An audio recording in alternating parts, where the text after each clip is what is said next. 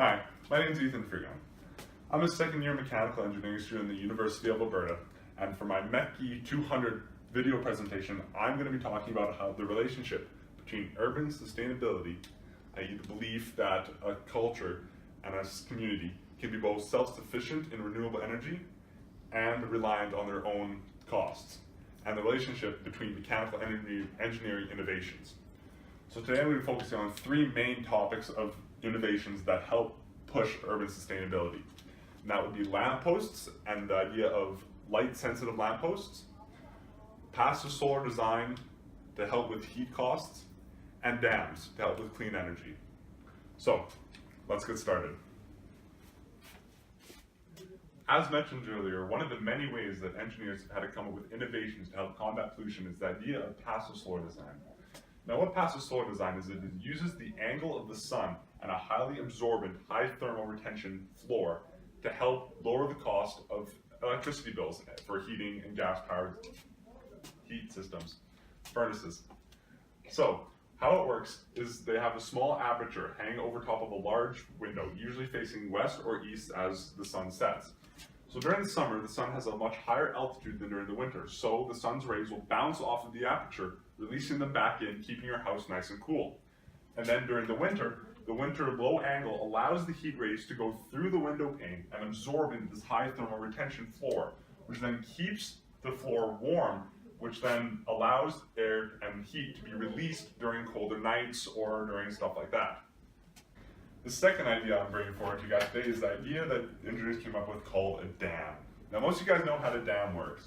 It keeps a high reservoir of water, and as the water falls down, following gravity, it hits this little turbine and in time charges a battery, pretty much. Skipping some of the minor details. Then out comes the dam as a high pressured stream which can be monitored and controlled.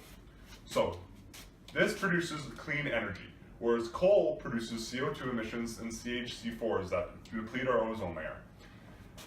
How allowing dams can allow proper and monitored irrigation systems through households and urban cultures, providing sustainability for everyone downstream of the dam. As well, due to current laws and regulations, aquatic life can be maintained inside of the dam, but has to be properly regulated so that the dam doesn't suck them in and chop them up in the turbine. My third idea that I'm going to bring towards you guys today is the idea of light-sensitive lampposts. Now this is another idea that mechanical engineers came up with to help reduce urban carbon footprints and help improve economy and lead pollution. So how these guys work is each light post, went in about 3-4 years ago, now has a light-sensitive radar on the top of it. Now when the sun is shining, these lampposts used to just shine on the ground. You wouldn't see it, of course, because it's during the day, but they would shine on the ground and waste countless amounts of energy that would increase our pollution hours and help destroy part of our environment. Now, the idea of urban sustainability allowed engineers to put light-sensitive radars on top of them, so that only when a certain amount of light can't get through that barrier, these lampposts will now turn on only in the dark, helping reduce our carbon footprint and keeping urban sustainability alive. In conclusion, all these three ideas, passive solar design, dams, and lampposts, all center around urban sustainability. By the reduction of a carbon footprint, clean energy, reduction of energy use, we allow urban centers and urban cultures to grow and prosper without as much energy use and with leaving a less carbon footprint on the environment. For passive solar designs, that focus was more about the decrease in furnace and air conditioning usage by allowing natural sunlight to naturally heat rooms and cool them.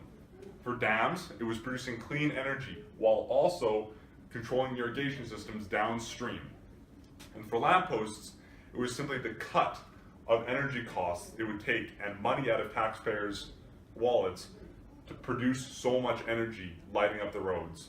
Now, all these three ideas are in play all around Canada and in Alberta, and we can use them to further impact our urban sustainability and make it grow. Thank you for watching. Have a nice day.